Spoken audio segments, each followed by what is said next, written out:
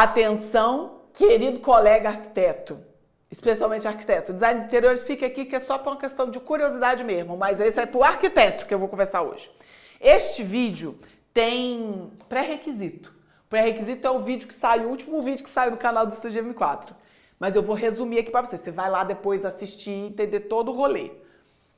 Tivemos no escritório um caso que nunca aconteceu antes, em que a gente teve um projeto que foi feito de acordo com o briefing do cliente, de acordo com o sonho do cliente. Chegamos nesse resultado aqui.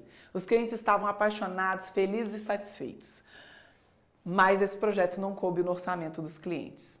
E aí o que acontece? A gente precisou adaptar. A gente precisou fazer um ajuste. Mas mais importante do que o processo de ajuste que eu contei lá no outro vídeo, eu quero contar para você sobre a parceria que a gente firmou com a construtora que fez o estudo de viabilidade financeira e fez com que essa solução fosse dada, fosse tomada no momento certo, de forma que todo o processo ficou redondinho, processo esse que podia ter dado um bizu, para não falar um palavrão aqui neste canal. Menina, eu fico só pensando o tamanho da M que podia ter dado. Então, olha só, a gente finalizou o estudo preliminar, foi o estudo preliminar número 2 dessa casa. Chegamos ao resultado que os clientes queriam, dentro do briefing que eles queriam. E aí, a gente pediu para os clientes irem conversar com o nosso parceiro da construtora. É uma construtora de muito renome em Brasília, que tem uma... Isso você não vai encontrar em todos os lugares, mas fique atento aos parceiros. É uma construtora de renome, é uma galera que tem uma experiência muito grande, e aí nem preciso foi o estudo de viabilidade financeira que eu contei lá no outro canal. Por quê? Porque, na verdade, antes mesmo do estudo, a equipe da construtora, batendo um papo, falou, olha, tem alguns pontos aqui que são muito complicados para que a gente chegue ao orçamento que vocês têm. E aí foi se discutindo sobre estrutura, sobre a fundação, sobre a situação do terreno atualmente. E aí já caiu um balde de água fria na cabeça dos clientes nessa primeira conversa. E aí olha que interessante, a gente estava no estudo 2, não tinha feito interiores, eu tinha feito apenas a concepção da arquitetura e a planta de layout. Era isso que a gente tinha. Já tinha muito trabalho acontecido? Já. Mas a gente ainda estava numa fase em que a mudança de projeto é prevista no nosso contrato. E aí, o que aconteceu foi, os clientes primeiro viveram um luto de saber que o sonho deles não ia poder ser realizado. E a presença e o trabalho que os próprios clientes tiveram, a consciência dos clientes foi muito importante nesse processo. Então, já guarde essa informação para você. É claro que se fosse um cliente diferente, um cliente mais difícil, um cliente que tivesse dificuldade de compreensão, não ia entender que não era possível fazer o projeto que ele queria dentro do orçamento dele. E aí o que eles fizeram? O que o casal fez? Eles fizeram grandes pesquisas para entender outros sistemas construtivos que pudessem viabilizar o sonho deles. E a gente mudou completamente a linguagem do projeto. O que a gente tinha antes era uma solução bem modernista, concreto aparente, com soluções bem contemporâneas, com minimalismo, em que a gente tinha poucos materiais aplicados, e a gente saiu dessa solução imponente, 3 lajes e tal, para uma solução em que a gente tem uma linguagem quase que mais rústica. Por quê? Porque a gente tem o tijolo aparente. No que a gente coloca o tijolo aparente, a gente economiza em material, porque a gente não vai ter reboco, a gente não tem porcelanato nessa casa aplicado nas paredes, detalhe de não sei o que, não tem. Porque a linguagem que eles quiseram é essa linguagem do tijolo exposto, do tijolo aparente. Então não existe um tijolinho aplicado como um revestimento. O que a gente tem lá é o tijolo de verdade. A gente fez um mood board que, inclusive, isso aqui, tá dando pra ver, Alicinha? Só um pedacinho. Mostra pras pessoas, pra mim. Esse aqui é o mood board que eu apresentei pro Projeto de Interiores essa semana. Então, esse aqui é o mood board do projeto. A gente mostrou esse revestimento no mood board para fazer as vezes do tijolo que vai ser alvenaria, que vai ser vedação no projeto. E aí, com isso, a gente conseguiu adaptar, a gente ainda não fez efetivamente o estudo de viabilidade financeira, vai acontecer agora na sequência, mas a gente conseguiu adaptar o sonho do cliente a uma realidade financeira que eles tinham.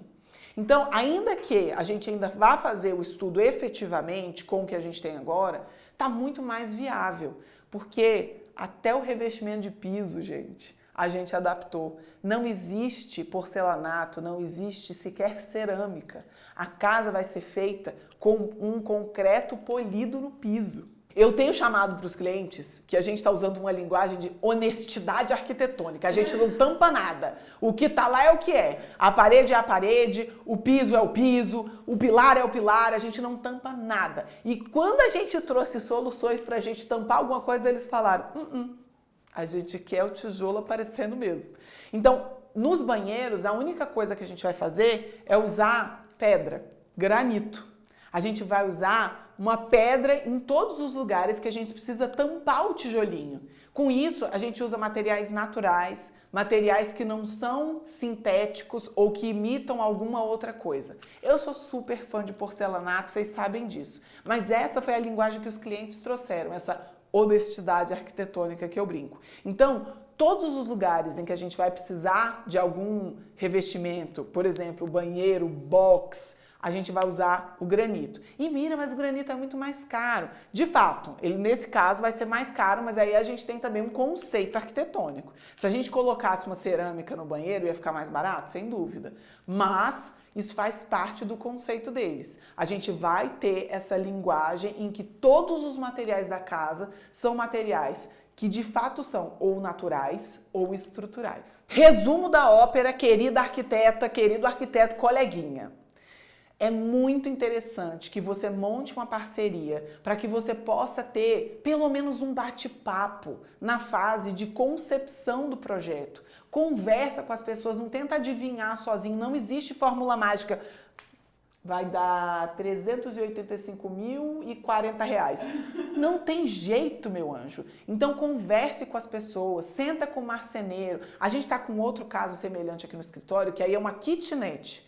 E aí eu até comento isso no final do vídeo, você que foi lá assistir, já vou te dar o spoiler aqui. No caso dessa kitnet, o valor que os clientes tinham não cabia, o sonho das clientes não cabia no orçamento. E a gente fez um projeto que é o sonho da cliente. Ela vai gastar provavelmente 3 vezes mais do que ela estava esperando. Mas se eu fizesse um projeto dentro do orçamento dela, ela vai ficar extremamente frustrada. Então a gente precisa ter esse balanço e entender onde a gente pode ajustar e onde a gente não pode ajustar.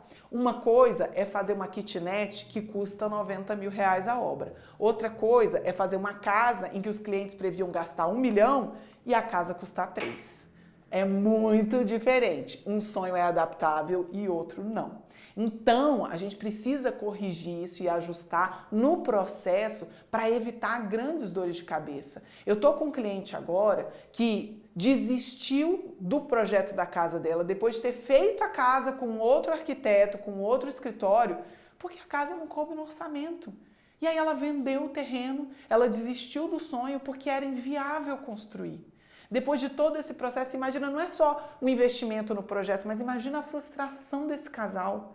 Eles chegaram até a gente depois de um processo muito grande de frustração, em que eles já tinham desistido do terreno, já tinham comprado uma casa pronta, e aí eles chegaram até a gente para a gente fazer o projeto de interiores da casa, mas que se adaptava à realidade deles, ao sonho deles. Então, estruture a sua metodologia de tal forma que você consiga guiar o cliente e tenha responsabilidade sobre aquilo que você está trabalhando e com quem você está trabalhando.